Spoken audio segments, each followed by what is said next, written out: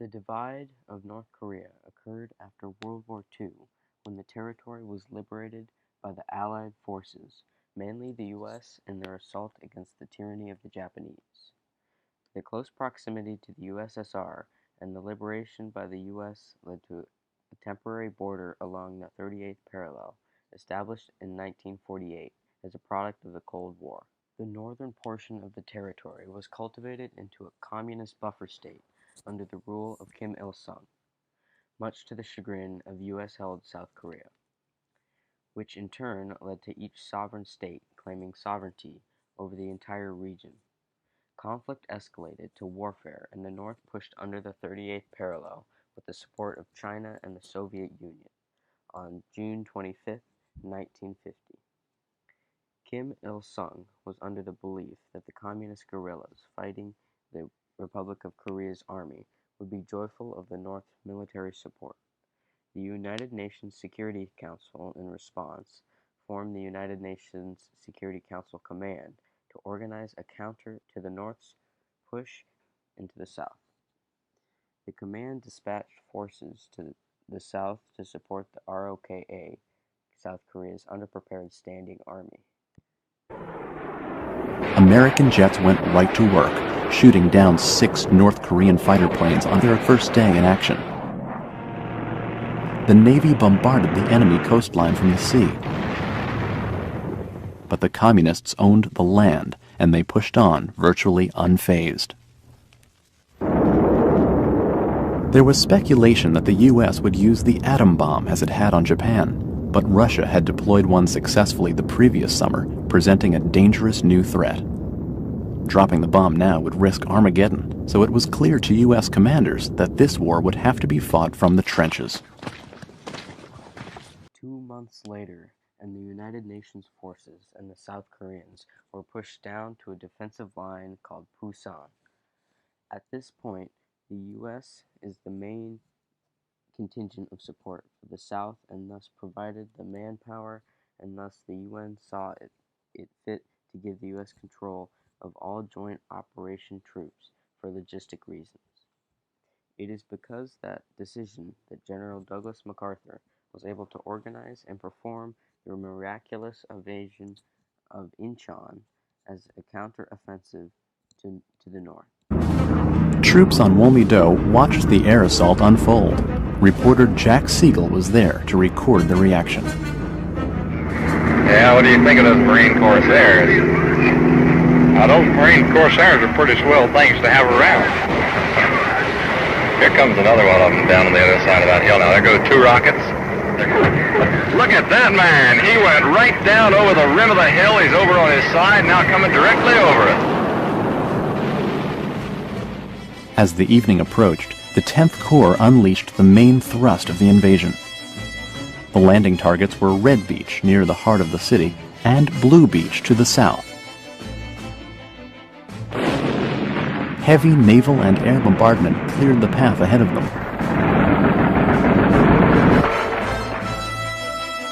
Landing ships made their way to the shore.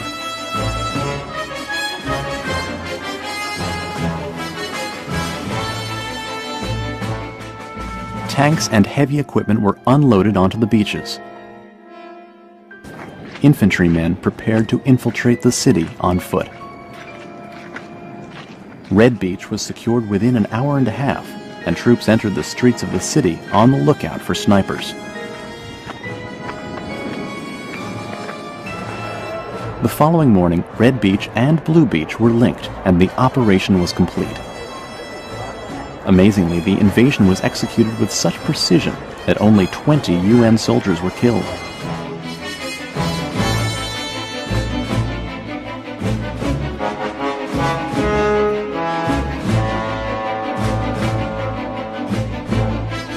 MacArthur's gamble was a rousing success, and no one was more delighted than the great general. But his thoughts quickly turned to the real prize that lay just over the horizon. This action cut the northern forces, who were farther south, off from the north, and in turn their supply routes, causing those forces to panic and flee back north. The UN forces were so successful in this endeavor that they were able to repel the Northerners continually north. The loss of Incheon put the North Koreans still fighting south of there in deep trouble. The UN invasion was completely unexpected, and most of the Red Army was still fighting in the Pusan perimeter area, 130 miles south. Communist troops there were never informed of the defeat at Incheon. They fought on for a week afterward, unaware that they were in danger of being cut off. But when word of Incheon finally trickled down to the perimeter, they fled northward almost immediately. Meanwhile, the 10th Corps marched northeast from Incheon on the road to Seoul. They were battle-ready and let nothing stand in their way. The subsequent UN push north convinced China's chairman, Mao Zedong at the time, to repel the UN forces under the name of the People's Volunteer Army. This was done to reacquire the Korean front and push the UN forces back. Mao Zedong gave the PVA the order to enter North Korea in secrecy on October 19, 1950. Over 400,000 PVA members crossed the Yalu River and descended upon the South Korean and UN forces. The UN forces and their South Korean allies were pushed back to the 38th parallel, where fighting began to stalemate, and neither side could achieve distinct victories over the other. My name is Don Shimono. I was born in Tule Lake, California during World War II. I was sent there by the U.S. government because of the bombing of Pearl Harbor by the Japanese.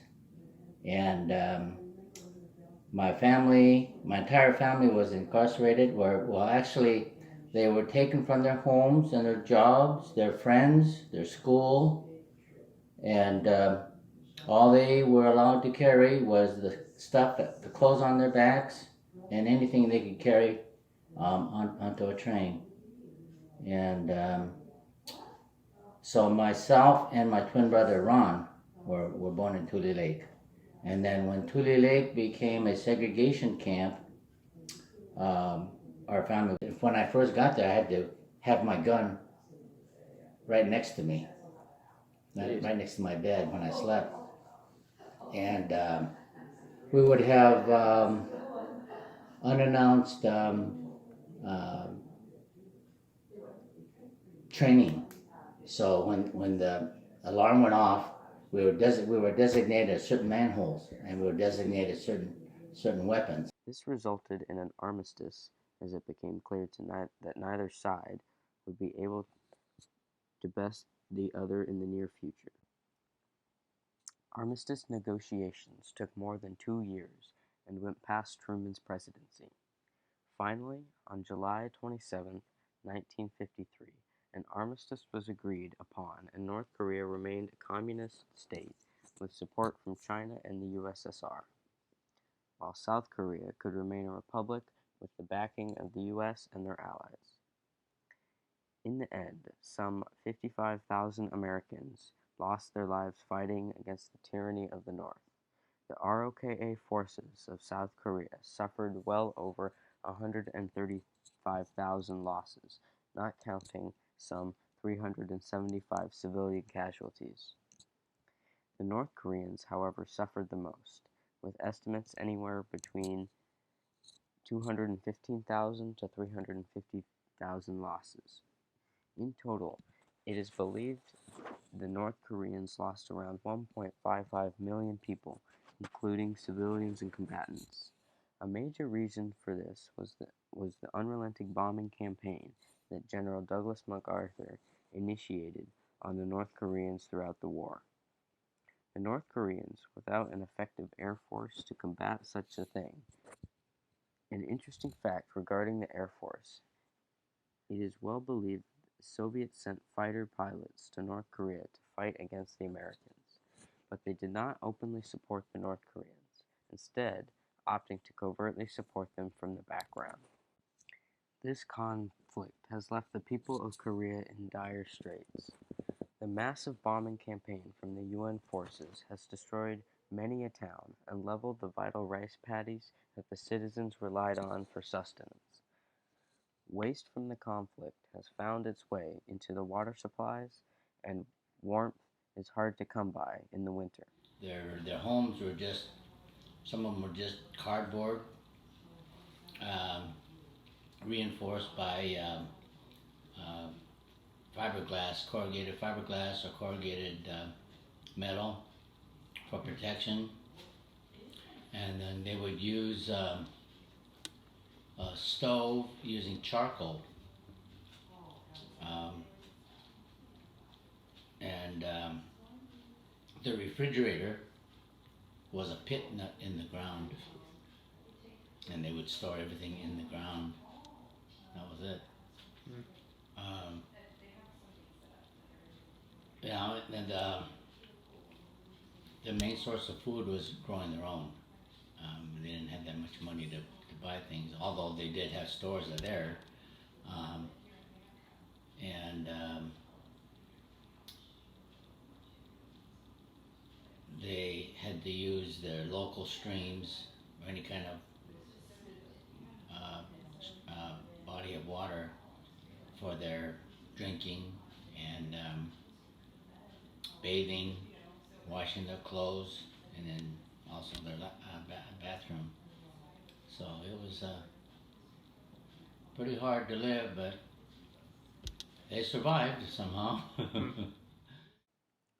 Many civilians were killed in the conflict, leaving children and the old to fend for themselves. Those lucky enough to escape the violence struggled to feed themselves and their families.